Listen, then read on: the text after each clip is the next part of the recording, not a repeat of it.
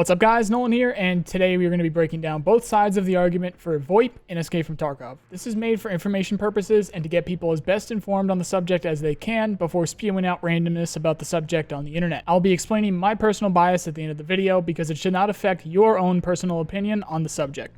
First off, VoIP is otherwise known as Voice over IP. It's generally speaking the feature that allows you to talk to random strangers you met in most online games these days. Really, if you've ever played any survival games like DayZ or Rust, or played competitive online games with voice lobbies, you'll know the full story, the good and the bad here already, but for some reason people are having issues understanding why it should or shouldn't be in Escape from Tarkov. I want to have one of the first things I bring up be one of, if not the most important, which is the security risks involved. I am in no way an expert on this, and personally I've heard Sacriel give great arguments towards the dangers of VoIP, but just to rattle off what I found online, it sounds like the big issues fall under possible DDoS attacks and exposing your IP address, along with possible resource hogging that weighs down your PC. So that's pretty serious, but we're going to talk more about this in a minute. Escape from Tarkov has a system already in game for vocal emotes where you can choose what your PMC sounds like and through hotkeys say exactly what you want to say, but in ways that would still fit in the world of EFT. Some would say this keeps the immersion, which we'll talk about again in a second. You will be able to say absolutely anything you would need to say in any kind of situation that would come up in EFT through these emotes. But you need to possess the means and ability to hit the right keys at the right time, as opposed to literally just saying what you want to say through a microphone.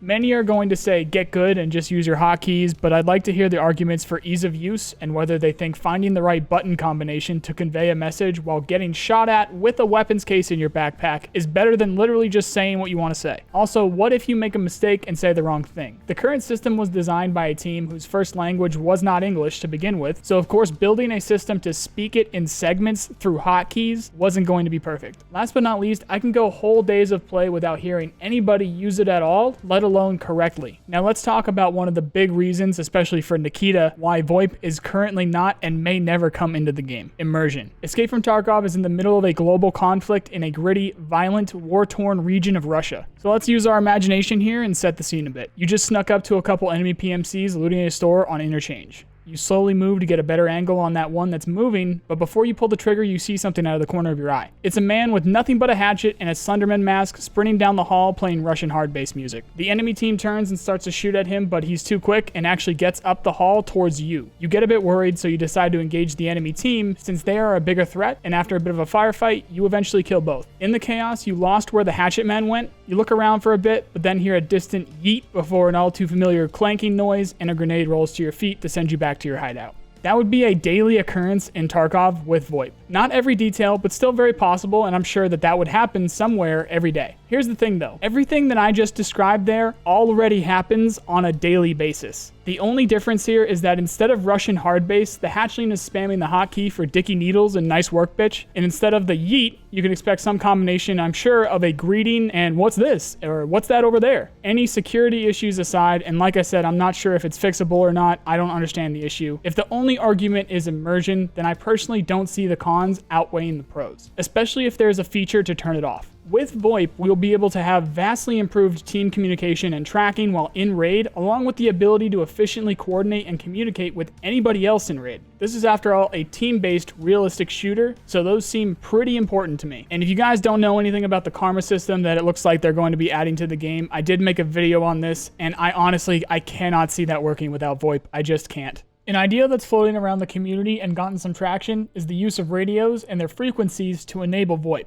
I've heard Nikita mention radios before, but not in any useful extent, and this is in no way confirmed by him or anybody from the BSG team for that matter. The idea is that you will have to pick a frequency and will only be able to communicate with people on that frequency. If you die, then other players would be able to pick up that radio and be able to hear as well as talk back to your teammates. The same goes for people if they find your frequency. You can just hunt around on different frequencies, and then if you hear somebody talking, then you can stay on it and then try and hunt them down and figure out where they are on the map. This idea in a locked room is very cool and realistic, but not in the real world, because you should still be able to communicate with people you walk up to. And then also, what about scavs? Would they have to use these radios too? What if you don't have a radio? What happens then? I can see these radio options as being a facade for immersion for VoIP. You can choose whether you have your radio turned on or off, and that will put you in a specific lobby for matchmaking with others who have the same. That seems like a best of both worlds solution for me at least, as it would drop the extra advantage from people using it over those who don't in any given lobby as well. So let me drive this home again with the end all being the security issues. If the game or its players are significantly more vulnerable because of VoIP, then sure, I get it, don't put it in. But if the only difference is between a marginal extra amount of immersion breaking experience and a significantly improved teamwork and RPG experience, I would choose the latter every fornicating day of the week. If all of the cons for this are essentially solved with an off button and proper security, I don't see the argument here at all, to be honest, and this is a no-brainer to me. But then again, I don't smart good, so I'd like to hear what you guys think. My opinion should not affect how you guys think or see this issue, so please feel free to enlighten me and discuss it below. If you want to learn anything about the development or gameplay of Escape from Tarkov, then you can check out my news and pro playlists for it here. If you like this video, then you know the drill. I really appreciate the people who do. Otherwise, I hope you at least learned something, and I also hope you have a nice day. See you guys.